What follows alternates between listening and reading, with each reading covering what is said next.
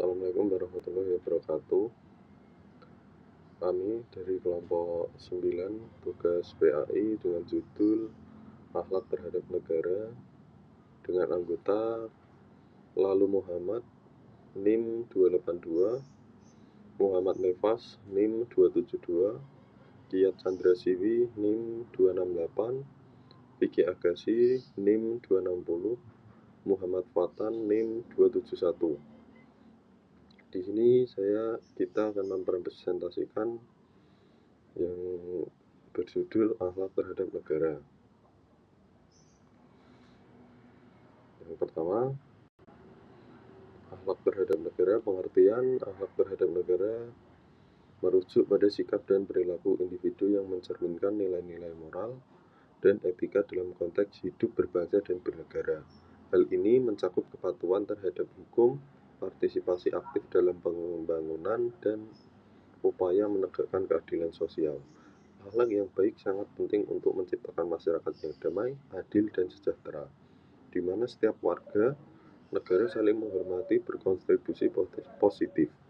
Dengan menerapkan akhlak mulia dalam kehidupan sehari-hari, individu dapat membantu membangun fondasi yang kuat bagi kemajuan bangsa dan negara.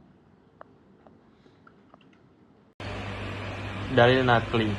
Akhlak terhadap negara merujuk pada perilaku dan sikap yang diharapkan dari warga negara dalam berinteraksi dengan institusi dan sistem pemerintahan.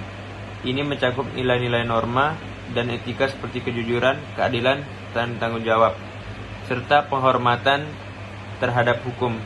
Akhlak yang baik penting untuk mencegah penyalahgunaan kekuasaan dan korupsi, serta memastikan perlakuan adil bagi semua warga negara. Dengan demikian, akhlak berfungsi sebagai fondasi untuk membangun kepercayaan antara pemerintah dan masyarakat.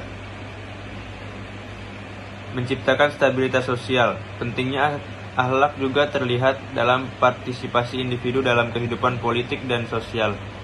Warga negara yang berakhlak mulia cenderung terlibat dalam proses demokrasi secara konstruktif dan berkontribusi pada kesejahteraan.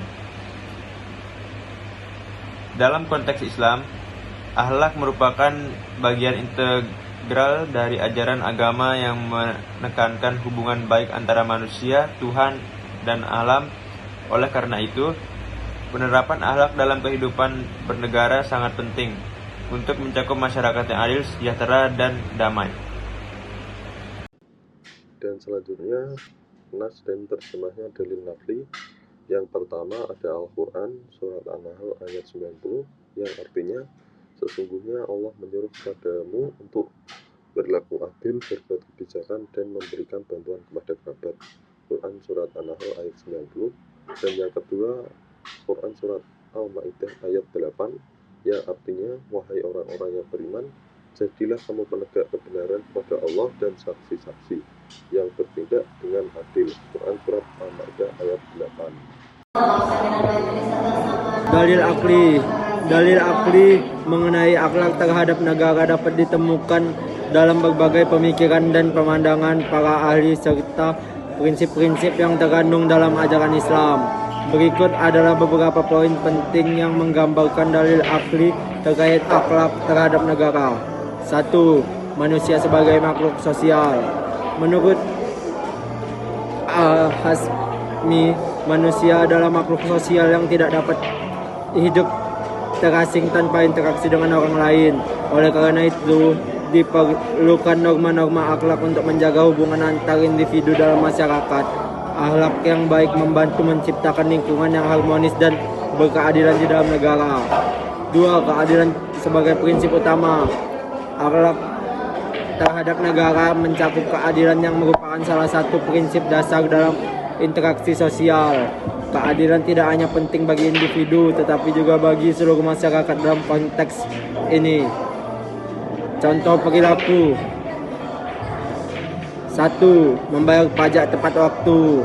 Melaksanakan kewajiban pembayaran pajak secara tepat waktu adalah bentuk tanggung jawab sosial. 2.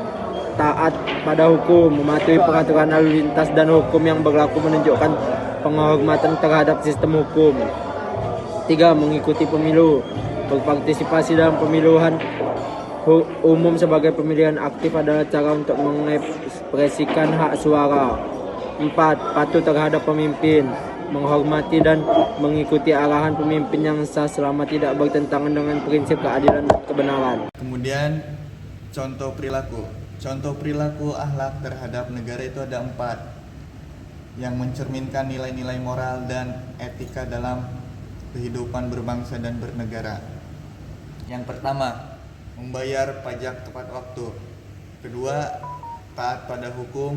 Ketiga, mengikuti pemilu. Keempat, patuh terhadap pemimpin. Membayar pajak tepat waktu adalah bentuk tanggung jawab sosial dan kontribusi terhadap pembangunan negara. Kemudian yang kedua, taat pada hukum.